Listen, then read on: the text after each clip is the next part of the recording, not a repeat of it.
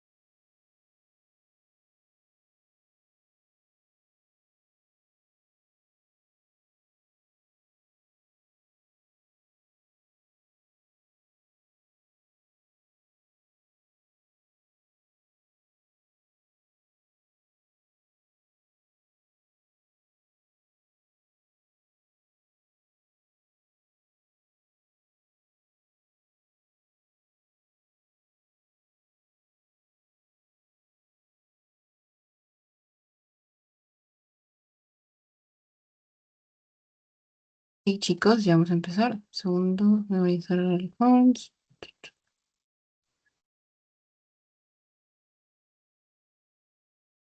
Ahí está lento. Dame un segundito. Ujú. Listo. Ya, ok, chicos. Ya. El día de hoy vamos a, bueno, repitiendo, ¿no? Vamos a ver la sesión número 10. Está relacionado a la fisiología, cardiofisiología. Vamos a ver lo que es la presión arterial y la regulación de la presión arterial. ¿Ok?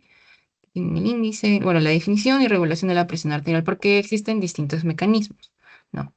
Como tal, recordemos que, ¿qué es la presión arterial? Para entender, es la fuerza impulsadora del flujo de sangre que debe mantenerse elevada y a un valor constante de aproximadamente 100 milímetros de mercurio. Esa es la medida que tenemos en la aorta, ¿ok?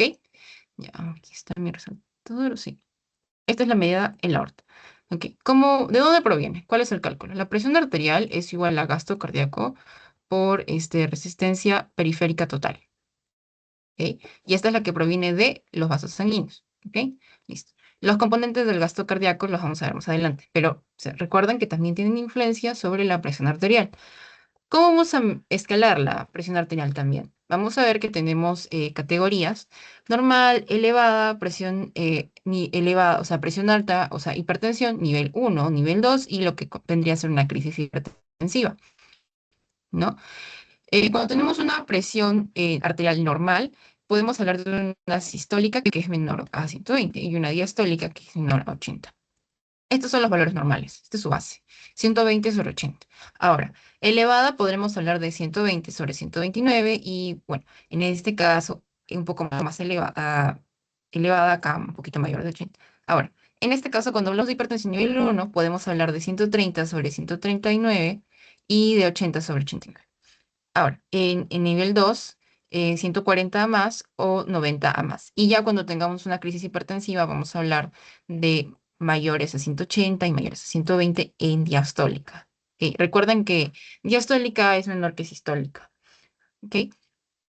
Hasta acá estamos claros, ¿no, chicos? ¿Todo bien?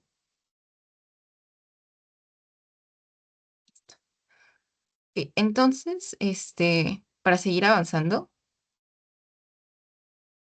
vemos acá los otros componentes, para recordarnos, porque en la clase anterior hemos hablado sobre los componentes del gasto cardíaco. ¿Y por qué? Porque tienen efecto quiénes. Es la cantidad de sangre bombeada por el corazón, ¿no? Aquí está el volumen más o menos de 500 mililitros. ¿Y por quién está compuesto? Porque justamente por el volumen de eyección sistólica y la frecuencia cardíaca.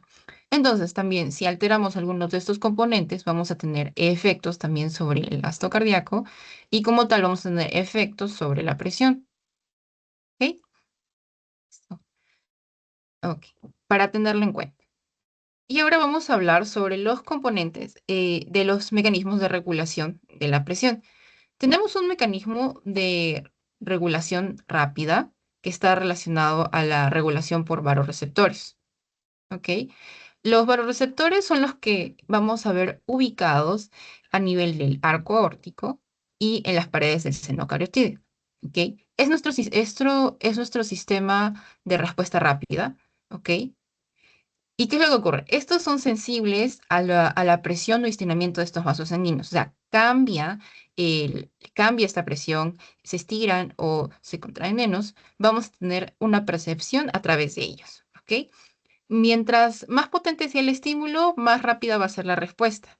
Ahora, ¿en cuánto responden? Responden no a cambios bajos, responden a cambios rápidos. No van a actuar más o menos en 55 y 60, no. Tienden a actuar más o menos cuando la presión está marcadamente elevada sobre el valor normal. Si está detectando presiones sobre 150, 180, reaccionan y hacen un reajuste rápido de la presión. ¿Ok?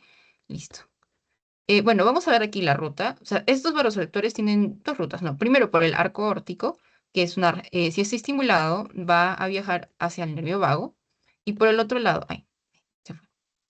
Si es por las paredes del seno carotidio, va a viajar después al núcleo del seno carotidio y de ahí al nervio glosofaringio.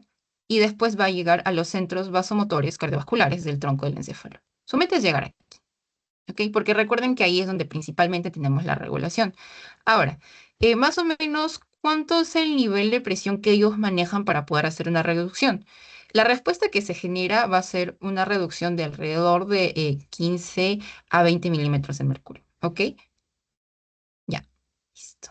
Hasta acá está claro esa parte, ¿no, chicos? De cómo es la ruta. Sí, está claro. Ya, listo.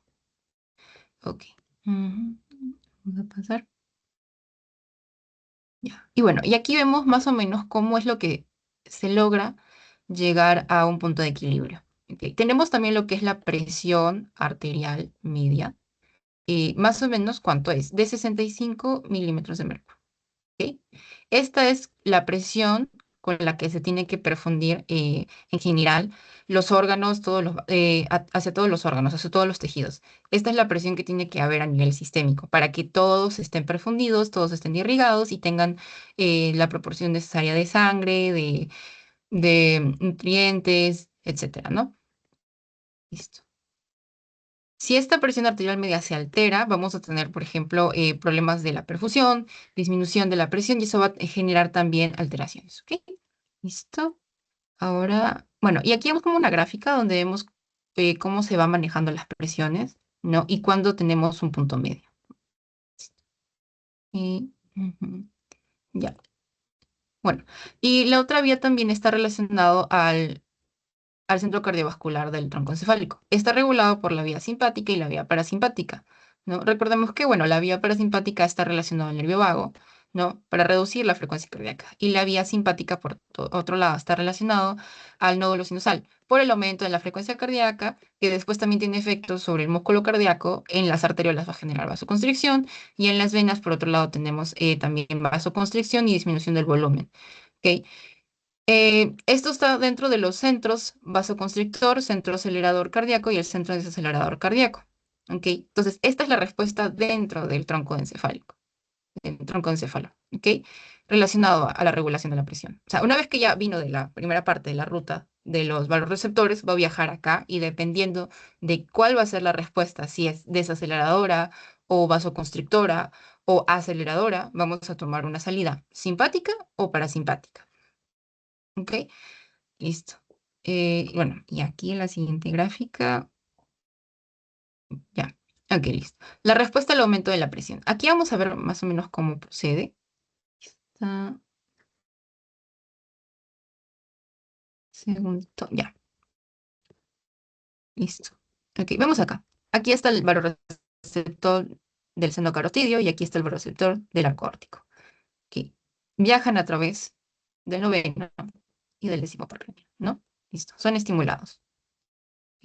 Aquí está. Hay una detección de los cambios de presión, ¿no? Una detección positiva. Entonces, una vez que siguen con su ruta, van a llegar aquí al bulbo, el núcleo del tracto solitario. Y de aquí se van a tomar decisiones, ¿no? Si la presión arterial detectada es aumentada, vamos a tener que llegar a un punto de hemostasis. O sea, vamos a tener que hacer una disminución de la presión, ¿no? Para que esté dentro de la homeostasis, o sea, 120/80.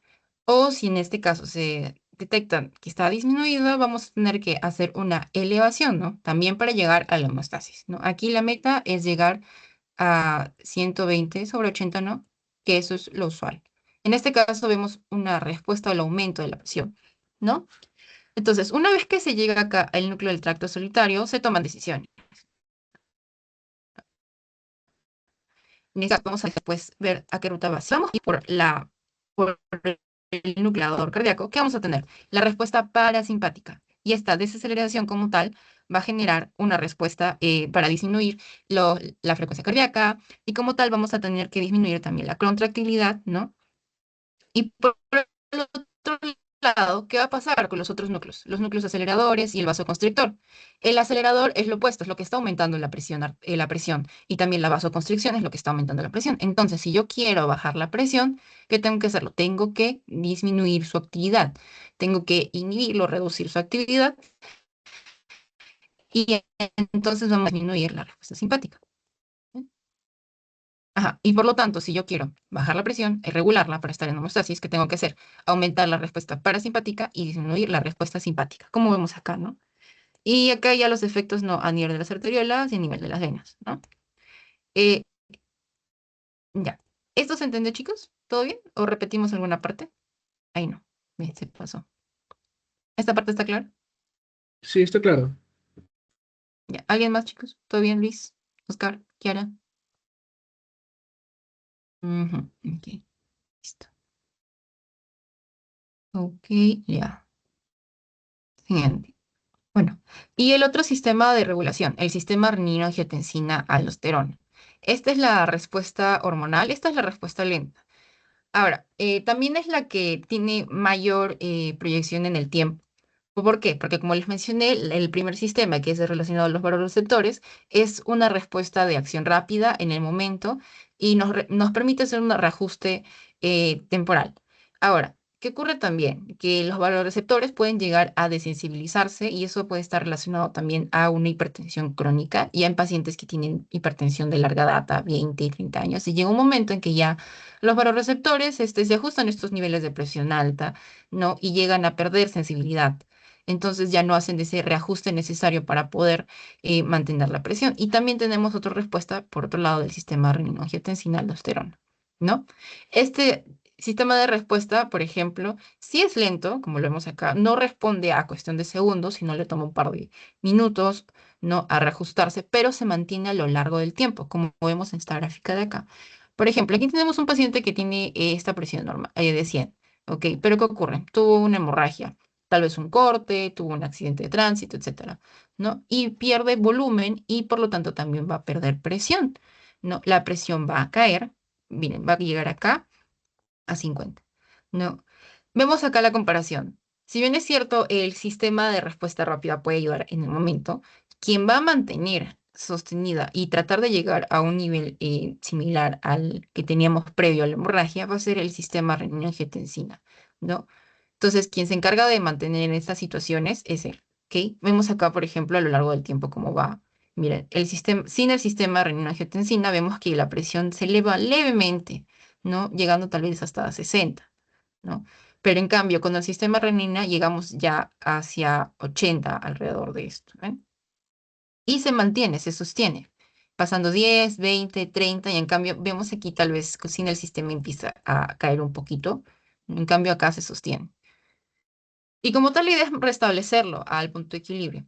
En este caso, por ejemplo, están involucrados receptores también, pero también hay sensores de la disminución de quién, del sodio, la mácula densa y estos ya a nivel de riñón, ¿no? Y el aumento de la actividad también del sistema simpático. Estos estímulos como tal van a responder a qué? A la actividad para la producción de renina. La renina se produce aquí en el riñón. Y, y después tenemos angiotensinógeno, angiotensina 1, angiotensina 2, que estimula también la retención de agua y sales y la vasoconstricción intensa en las arteriales.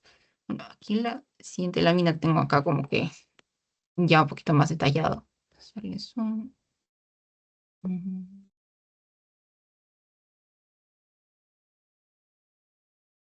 A ver,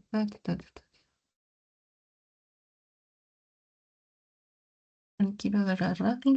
Un segundito. Ujú, ujú, ujú. Ya. Listo. Ok, acá tenemos el sistema renino-angiotensina. ¿Qué es lo que ocurre? Acá hay una disminución de la presión arterial. Listo.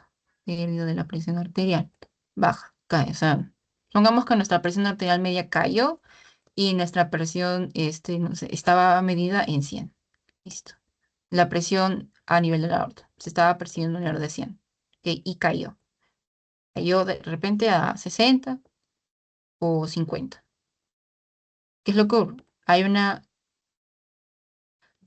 También va a disminuir la presión de la perfusión renal, porque esto va a afectar a nivel sistémico. Entonces, ahí entra la renina. La renina va a responder a la presión de perfusión renal. Si disminuye la perfusión renal, quiere decir que está disminuyendo también la presión a nivel sistémico, y entonces vamos a tener que aumentar la secreción de renina. ¿Ok?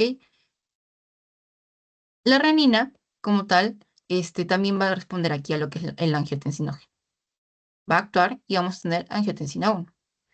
Esta angiotensina 1 después va a pasar a ser angiotensina tipo 2, ¿no? Angiotensina 2. Y esta responde a la ECA. Es la enzima convertidora de angiotensina. Esta enzima convertidora de angiotensina, si no actúa sobre la angiotensina tipo 1, no va a tener efecto y por lo tanto no vamos a tener angiotensina 2. ¿Ok? Esta angiotensina 2 es la que después va a tener distintos efectos. Va a estimular la producción de aldosterona, va a aumentar el- la retención de sodio, va a aumentar la sed, va a aumentar la vasoconstricción y también va a tener un efecto, ay, déjenme bajar esto para ver aquí. Ya listo, que como consecuencia de la aldosterona que vamos a tener, uno, aumento de la retención de sodio y por lo tanto aumentar el volumen circulante. Entonces, ¿qué tenemos? Una mayor presión, ¿no? Porque el sodio, bueno, en estas palabras, retiene también agua y eso aumenta el volumen sanguíneo y por lo tanto va a aumentar también la presión, ¿no? Después tenemos también acá el aumento en el intercambio de sodio, hidrógeno, ¿no? Etcétera. Y eso también estimula la reabsorción de sodio, que también en consecuencia va a aumentar el volumen. Aumenta la sed y la sed también aumenta la disponibilidad de agua en el sistema y eso también aumenta el volumen. Y la vasoconstricción también está relacionado también al aumento de la presión de los vasos sanguíneos. ¿Ok? Listo. Y todo esto con el fin de regresar la presión arterial hacia la normalidad. ¿Ok? ¿Esta parte está clara, chicos? ¿Acá? ¿Se entendió esto?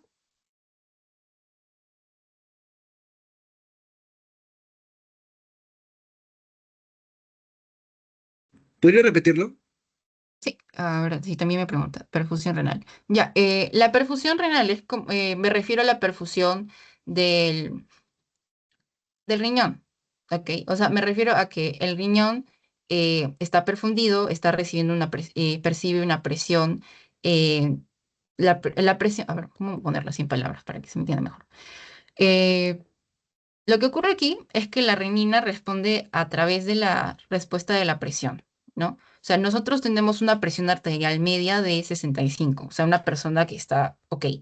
Pero ¿qué pasa si esta presión arterial media baja? Recordemos que la presión arterial media significa que hay una adecuada perfusión, o sea, irrigación hacia los tejidos. O sea, los tejidos están recibiendo suficiente sangre, ¿no? Y por lo tanto, la presión es adecuada. Ahora, si esta presión baja, eso quiere decir que va a disminuir la perfusión en los tejidos y por esa razón menciono perfusión renal disminuida, ¿no?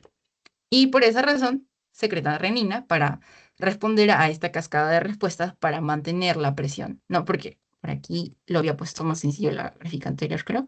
Aquí está, ¿no? Los estímulos relacionados a la disminución de este cloruro de sodio en la mácula densa, ¿no? La mácula densa también es un componente a nivel bueno, del sistema tubular, ¿no? En el riñón, que sensa las concentraciones de sodio no, en la sangre. Y también la respuesta simpática, ¿no? La respuesta simpática, recuerden que, como lo mencioné un poquito antes, está relacionada a la estimulación a la vasoconstricción, la, y de los núcleos aceleradores, ¿no? Para aumentar también la frecuencia cardíaca, ¿no? Entonces, en base a estos estímulos, vamos a tener también una respuesta a nivel renal, porque el riñón aquí va a ser como un apoyo en producir estas hormonas, ¿no? Para poder mantener la presión media, la presión arterial en general, en los niveles normales. ¿Y sí se entendía mejor esa parte? Sí, ahora sí lo entendí. Mejor. Ujú. A ver, aquí tengo otra pregunta, es compañera.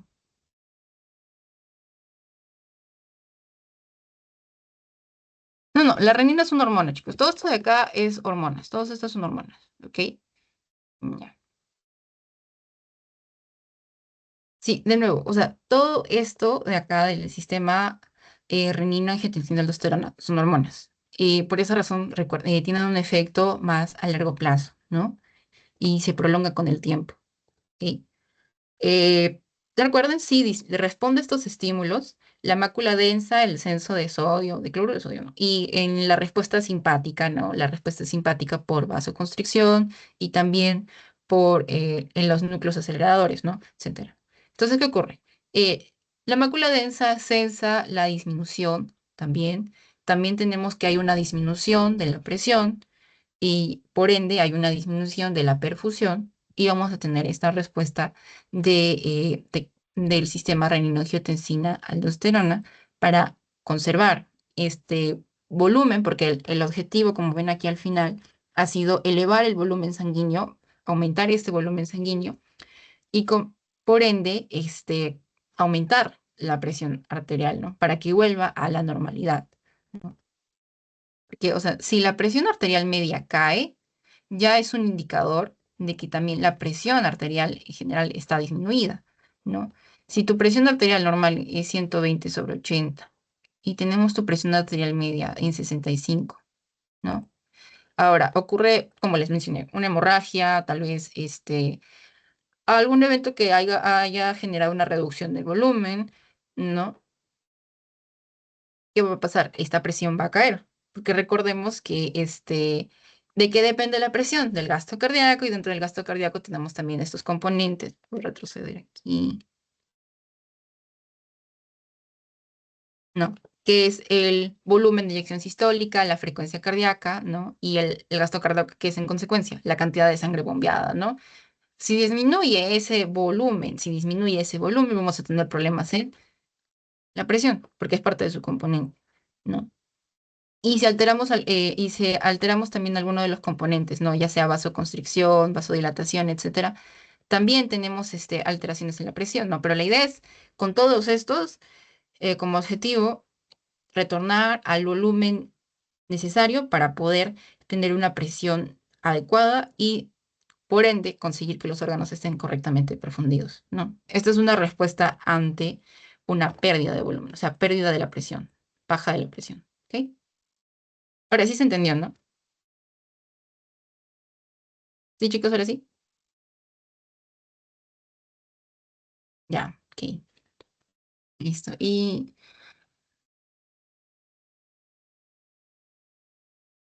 sí, la angiotensina 1 es precursora de la angiotensina 2, ¿ok? Yo no puedo tener angiotensina 2 si no tengo angiotensina 1, y para que la angiotensina 1 se vuelva angiotensina 2 tiene que ser por la enzima convertidora de angiotensina, la ECA, ¿ok? Aquí está. A ver, voy a borrar esto de acá, creo que la tapé. Pero sí, aquí está. Listo. Ah, ahora también, ¿dónde ocurre este cambio? Ok, a nivel pulmonar, que en los pulmones. Listo. O sea, la angiotensina 1 viaja en la circulación, ¿no? Y llega a encontrarse con la ECA. La ECA es producida ahí a nivel pulmonar y ya convierte la angiotensina 1 en angiotensina 2, y tenemos toda esta cascada de respuestas, ¿ven? Y listo. Ujú, sí. ¿Algo más? ¿Otra preguntita, chicos? ¿Alguno más que me mandó al chat? Sí, porque ya vi, ya respondí 3 preguntas. ¿Alguien más tiene otra pregunta? Ah, este sistema sí o sí tienen que aprendérselo bien, porque lo van a ver aquí y todo el tiempo. Van a verlo para regulación de la presión. Para cuando quiera ver hipertensión, lo van a volver a estudiar. Cuando quieran ver problemas bueno, en distintos problemas, en realidad distintas enfermedades, lo van a ver, porque tiene distintos efectos a nivel sistémico, ¿no?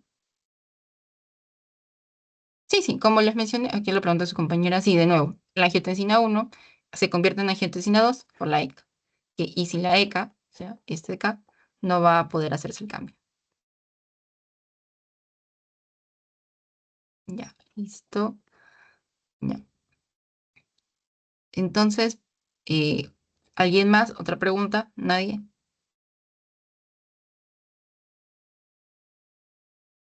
Ya, listo. Ok. Ujú, ujú, ujú, ya, ok, perfecto, en un segundo. Ujú, ujú, ya, sí, veo que ya no hay más mensajes, no hay más preguntas. Ya, ahora, existen otros mecanismos de la regulación em, de la presión. O sea, no solamente tenemos a nivel del callado aórtico, a nivel renal, sino también tenemos otros mecanismos como los vasoreceptores cardiopulmonares. Estos están relacionados a presiones bajas, ¿no? ¿Dónde los encontramos? En las venas, en las aurículas y en las arterias pulmonares, ¿no? En este caso, por ejemplo, tenemos primero a la secreción de péptido natriurético. Este, en caso, induce la vasodilatación y la respuesta positiva, ¿no? Y también aumenta la excreción de sodio y agua. Y esto en general disminuye el volumen sanguíneo. ¿Ok? Después tenemos, por ejemplo, también la disminución de la secreción de ADH, que reduce la excreción de agua y como eso también ayuda a conservar el volumen, porque si excretamos más agua, también vamos a disminuir el volumen. Si reducimos la excreción, conservamos el volumen. ¿No?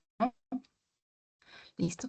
Después también tenemos acá la vasodilatación renal, que está complementada con la acción del péptido natriurético, por aquí. Listo. Y el aumento de la frecuencia cardíaca por el reflejo de Brand-Ritchie, sí, perdón la pronunciación en inglés, que este es en caso un aumento de la presión debido a un descenso de la misma, ¿no? Es como un reflejo automático, ¿no? Ok. Bueno, y también tenemos otro, ven, ay, discúlpenme, esto se movió la imagen, creo que se ve doble, ¿no? Denme un segundo para arreglarlo. Que, ah, a veces no sé qué pasó con la diapositiva, porque esto no debería verse así.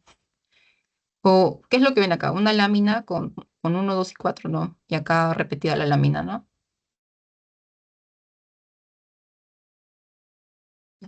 Sí, ya, deme un segundo para corregirlo. Se me ha movido la imagen cuando lo he compartido. A ver, segundo.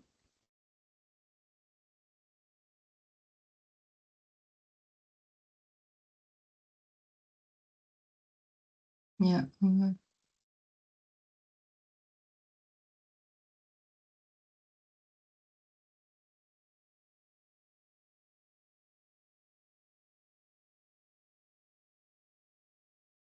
ya, ahora sí se ve bien. Listo. Otro importante también, relación al papel del endotelio, ¿no? En la regulación de la presión. Listo. El endotelio como tal, estas células endoteliales tienen efectos tanto en la relajación o contracción de la pared vascular.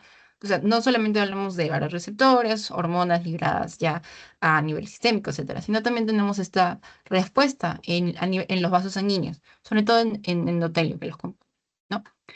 ¿Qué ocurre? Que en el flujo sanguíneo, en el flujo de la sangre, va a generar una fuerza de sillamiento producto de este movimiento. Esto va a estimular la producción de óxido nítrico. El óxido nítrico es un vasodilatador. Este vasodilatador tiene una semivida de 6 segundos y esto es producido por un endotelio sano. Eso hay que tenerlo en claro. Por otra parte, tenemos la endotelina, que vendría a ser un vasoconstrictor. La endotelina, si bien es cierto, es un vasoconstrictor, suele ser producido cuando ya se generó algún tipo de daño endotelial o se ha encontrado que también es producido por las personas que ya tienen hipertensión de larga data, ¿no? Hipertensos crónicos también. Generalmente quien es producido con normalidad en nuestro cuerpo es el óxido nítrico. Ok, ahora, ¿cómo se produce? Como les mencioné, existen las fuerzas de sillamiento, que es producto del flujo de la sangre.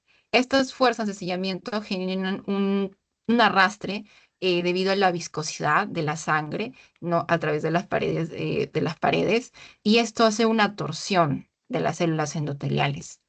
Entonces, esta torsión de las células endoteliales va a estimular la producción de óxido nítrico. ¿De dónde proviene el óxido nítrico ahora? De la reacción del oxígeno y la arginina.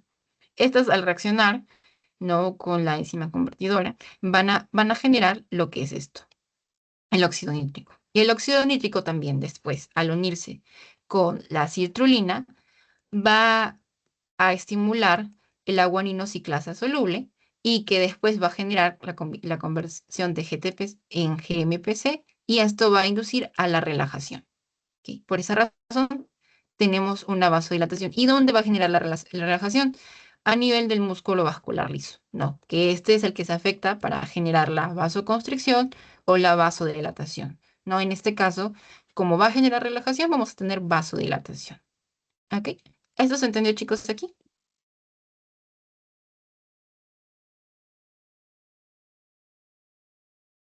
Ah, Ya, disculpa, ahora. ¿quién producía Mm. el óxido nítrico que esta a la vez estimulaba el endotelio, mencionaste? Ah, sí, sí, entiendo. Claro. El óxido nítrico proviene de acá, de la reacción que hay entre el oxígeno y la arginina y la enzima convertidor. Enzima convertidor a oxígeno nítrico. Acá está. Listo. ¿Ok? Esta actúa sobre el oxígeno y la arginina. Y vamos a tener aquí el óxido nítrico. Ahora, el óxido nítrico, al relacionarse con la sirtuina, que está aquí también, en las células endoteliales, este es endotelio. Y del endotelio después va a estimular la guanilato ciclasa soluble, que está ya aquí en el músculo liso, ¿no? Y que va a convertir la GTPC en GMPC. Y va a inducir la relajación ya aquí del músculo liso, ¿ve? Al nivel vascular. Y eso lo genera la vasodilatación. ¿Ok? Ya. Gracias. Ujú. Sí, listo. Ok. Ya, en el caso de la endotelina sí es un potente vasoconstrictor, pero como les mencioné, más que todo está relacionado a respuestas ya crónicas, respuestas de lesión. Esto es cuando tenemos un endotelio dañado. ¿Ok? En este caso, para que haya una liberación de endotelina debe haber una lesión del endotelio, ¿no? Y esto puede ser, por ejemplo, cuando hay golpes, cuando hay trauma. Generalmente, por ejemplo, de repente bueno, un evento traumático, tal vez un golpe, una caída, etcétera. Y bueno, como les mencioné, pacientes hipertensos de larga data, ¿no? Los crónicos, etcétera. Ya, ahora también en otros eventos lo podemos ver, por ejemplo, cuando hay una lesión, tal vez un corte, también puede responder a eso. Ahora, ¿dónde tienen más efecto estos? Tanto el óxido nítrico como el endotelio. Tienen efecto a nivel de la microcirculación. Y aquí hablamos de las arteriolas y de las vénulas. ¿Ok? Más que todo en las arteriolas, el óxido nítrico.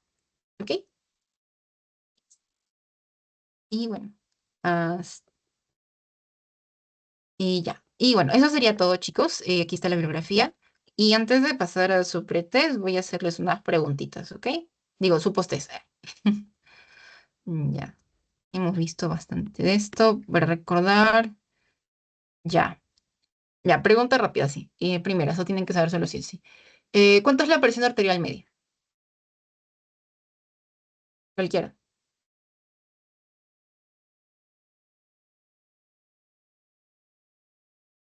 60 a 100. ¿Ya alguien más tiene otra respuesta? 100 milímetros de mercurio. Ya. Ok, tengo 100, tengo 65 y 60 a 100. Ok, ya. 100 milímetros de mercurio, ese es a la aorta. Ok, ese es el aorta. 65, esa es la presión arterial media. Ok, esa no, ese número nunca se olvida, créanme, pero que se lo van a preguntar en cualquier momento, ¿no? 65. ¿Ok? El Esa es la de presión. Ujú.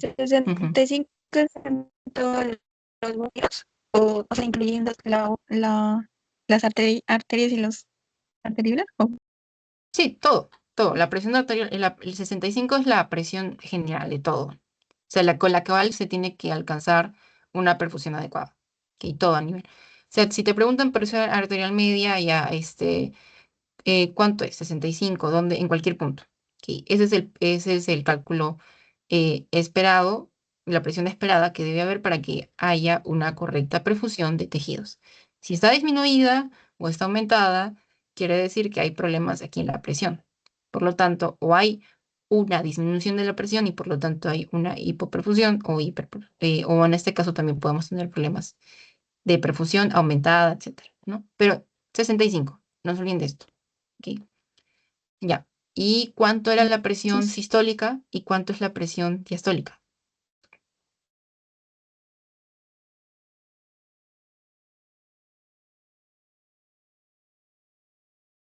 Recuerden, pueden responder al chat, pueden responder con el micro.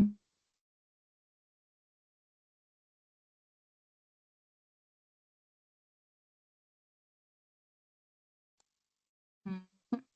Ya, entonces,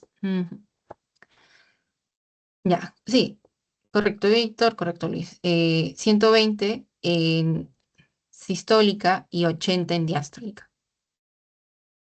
Ya está. Nadie creo que nuestros compañeros se confundieron entre sístole y diástole. ¿Sí ven? 120 a lo mucho en sístole y en diástole a lo mucho 80. ¿Ok? Listo. Ya, y ya cuando vemos mayores, valores mayores, podría ser ya hablando de una, recuerden acá, si te dicen que está en 130, 135, hipertensión nivel 1. Si es mayor a 140, ya estamos hablando de hipertensión 2. Y si ya vemos unas presiones de 180, 200, esto ya es una crisis hipertensiva. ¿Ok? Ya, a ver, otra pregunta por aquí. Mm, ya. Mm, por acá. Ok, repasando lo que hemos visto por los receptores. Ok, si yo quiero, los receptores sensaron que la presión está elevada, está mayor de 120/80. Y yo quiero regresarla a los valores normales, a la homeostasis. Ok, ¿qué tengo que hacer? Estos centros, vasoconstrictor, acelerador o desacelerador, ¿cuál tengo que estimular y cuál tengo que inhibir o reducir su actividad para que la presión retorne a la homeostasis?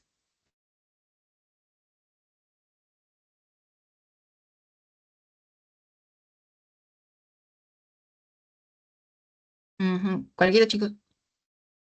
La idea es aquí repasar esto para que quede bien claro.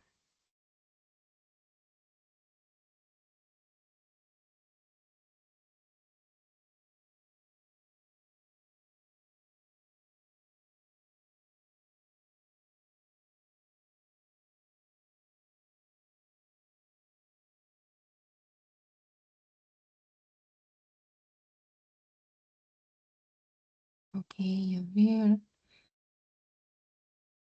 Ya, a ver, acá tengo una respuesta. ¿Alguien más? Ok, estos centros, aquí tienen la gráfica, tienen la lámina, tienen plagio, etcétera. Pero díganme, ¿qué centro yo debería estimular y qué centros debería inhibir o disminuir su actividad? ¿Mm? Ya, a ver, creo que reformulo la pregunta de nuevo. Ok, los baroreceptores están sensando que la presión está elevada. Yo tengo presión normal, 120/80. Esta persona está en 130/85. Ok, entonces, ¿qué debo hacer a través de este sistema de los baroreceptores? ¿Qué centro de aquí se va a tener que inhibir y otro tiene que estimularse para retornar a los niveles de 120/80, ¿no? O menores a ellos, ¿no? ¿Cuál sería? ¿Mm? Ya. Ok, y ahora sí tengo ya una respuesta más. ¿Alguien más? Una respuesta más, chicos.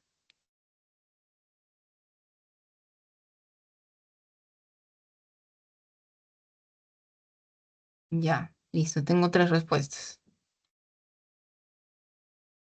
Sí. Sí. Ok.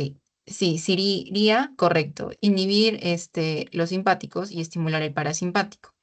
¿Por qué? Porque va a haber una desaceleración cardíaca, ¿no? Y esto va a generar que disminuyamos la presión. Y a su vez también vamos a eh, ¿quién? Disminuir la vasoconstricción y la aceleración, ¿no? Porque lo importante es llegar a una presión libre, ¿no? Porque si yo aumento la frecuencia cardíaca, ¿qué va a pasar? Va a aumentar la presión también, ¿no? Y en cambio, si yo reduzco la presión, digo, reduzco la frecuencia cardíaca y dejo de estimular la aceleración, voy a conseguir llegar a mi homeostasis, 120/80. Ok, listo. Sí. Ahora, no, sí, se puede confundir porque tengo la respuesta de unos compañeros que me dijo estimular el simpático. Sí, nos podemos confundir un poquito acá por la cuestión de los centros, pero ¿por qué razón yo quiero otra pregunta de su compañera también, ¿por qué no debería aumentar, etcétera? No, porque, o sea, estos centros vasoconstrictor y acelerador responden a la respuesta simpática y esto implica un aumento. la presión, aumento de la presión. Y yo no quiero aumentar más mi presión, yo quiero disminuirla para que esté en el punto necesario de 120/80, ¿no? Y para eso yo tengo que estimular ¿a quién? Al desacelerador. Ahora, a ver, otra preguntita para que craneen un poquito. Eh, ya. Bueno, del último que hemos visto, a ver. eh, ya. Esa, Ujú, una dime. consulta. También en la pregunta anterior podría ser estimular al endotelio para que produzca óxido nítrico, ya que mencionaste que se encargaba eh, eh, de la relajación vascular, algo así. Entonces estaría bien también agregar eso. Ah, sí, también, correcto. Sí, porque también el óxido nítrico está relacionado a la vasodilatación. Sí, pero en este caso la pregunta, sí, puede ser también otro mecanismo, porque recuerde, como hemos mencionado, hemos hablado de mecanismos. Este mecanismo es por receptores. Ahora, si yo quiero tener una respuesta endotelial para generar vasodilatación, eso sí por el óxido nítrico. Pero sí está muy bien.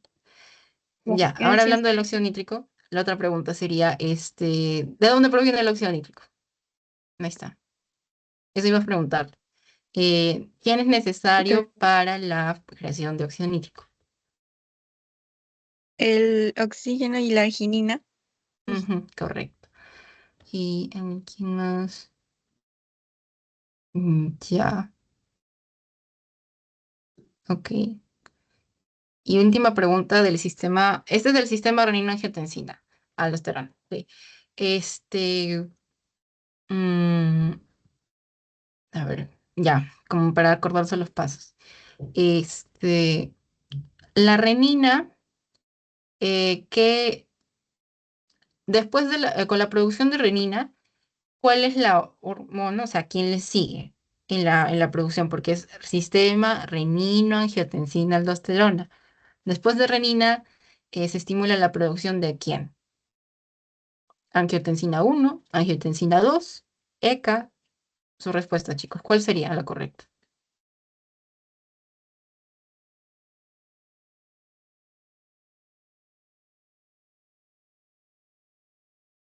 Sí, angiotensina 1, correcto.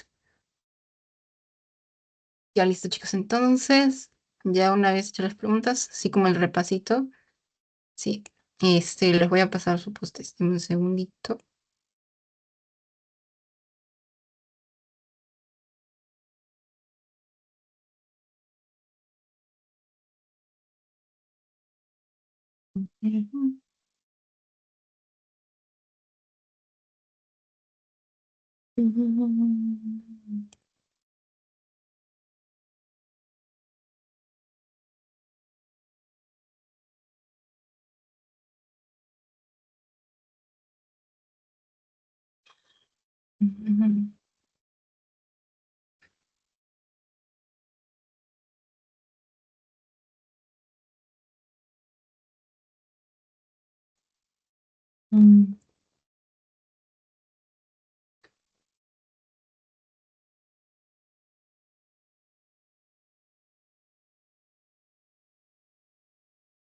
Ya está.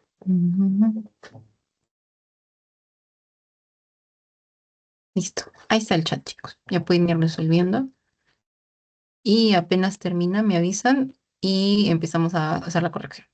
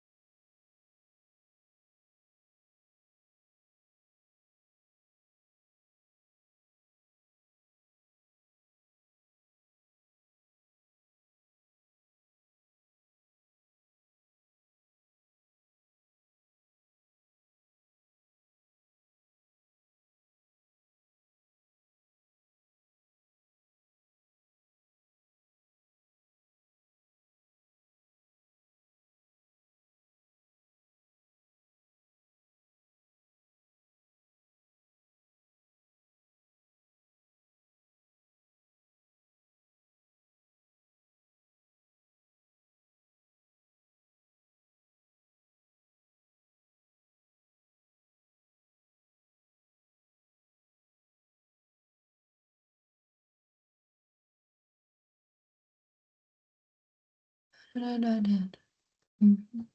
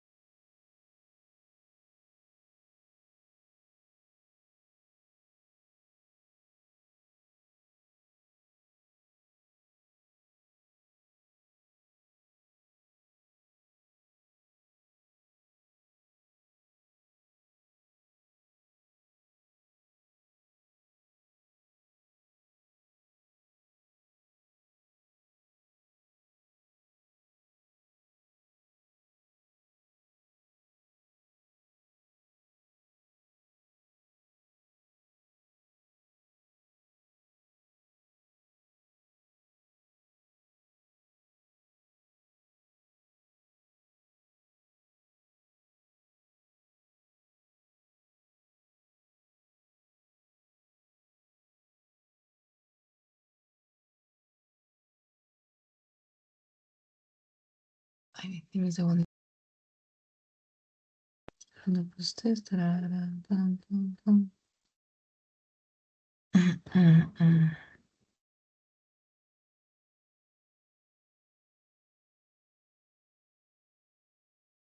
Ok, chicos.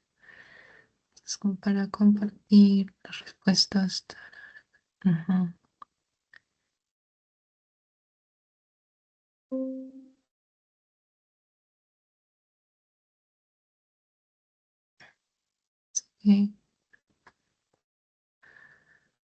ok, listo. Bueno, respuesta. La primera respuesta. ¿Cuál es la función principal de los receptores ubicados en el seno carotídeo y en el callado aórtico? Este es un poquito sencillo, ¿no? Pero detectar el estiramiento por cambios de la presión arterial en los vasos, ¿no? Como tal aquí, en la ubicación del seno carotídeo y en el callado aórtico. Listo. Luego, ¿qué componente del sistema nervioso autónomo actúa para disminuir la presión arterial mediante la reducción de la frecuencia cardíaca? Aquí sería el nervio vago.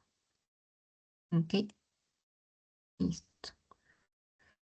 Respuesta, ¿esto es a través de qué? De la respuesta parasimpática. Listo, luego dice aquí. Ya. ¿Cuál de las siguientes hormonas aumentaría su liberación como parte del mecanismo compensatorio para mantener la presión arterial? Péptido natriurético, insulina, angiotensina, oxitocina. En este, angiotensina 2. Listo. La 4 vendría a ser en el contexto de hipotensión aguda, ¿cuál sería el efecto fisiológico predominante sobre los vasos sanguíneos? Aquí está, vasoconstricción mediada por sistema nervioso simpático, ¿no? Y bueno, y sumado a esto también podemos agregarle la respuesta del sistema renina-angiotensina, ¿no? Para hacer un mantenimiento de la presión a largo plazo, ¿no? Porque hipotensión aguda, como les mencioné, un evento agudo que hace que haya disminución del volumen, una hemorragia, un evento traumático, es un choque, etcétera, ¿no? Y hay pérdida de volumen, ¿no? Y acá, por ejemplo, este casito, ¿no? Este es un paciente de 66 años con antecedente de enfermedad renal crónica, estadio 3 y un tratamiento con IECAS, inhibidores de la enzima convertidora de angiotensina, ¿no? Y que presenta fatiga, mareos, mareos ortostáticos, disminución del gasto urinario, etcétera. En el examen físico tiene una presión de 95 sobre 60 y una frecuencia cardíaca de 105. Los exámenes revelan unos niveles elevados de renina plasmática, pero bajos niveles de aldosterona. Y la disminución de la aldosterona en este paciente lleva a una disminución de la reabsorción de qué? Por el inhibidor de IECA quiere decir que no se va a convertir en angiotensina. ¿Quién no se va a convertir? La angiotensina 1 no va a ser angiotensina 2. Entonces, por lo tanto, vamos a tener una disminución de angiotensina 2. Y al no ver esto, vamos a tener una disminución del sodio. ¿Ok? Chicos, creo que eso sería todo por hoy. Ah, ¿Alguna otra duda, consulta, algo? ¿Alguien más tiene otra pregunta? Todo claro está.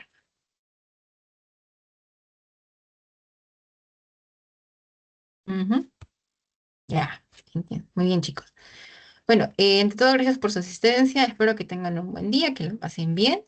Ya nos estamos viendo ya en la siguiente sesión para continuar con fisiología. Con la siguiente sesión de fisiología del corazón, ¿ok? Listo. Muchas gracias. Que tengan un buen día. Bye.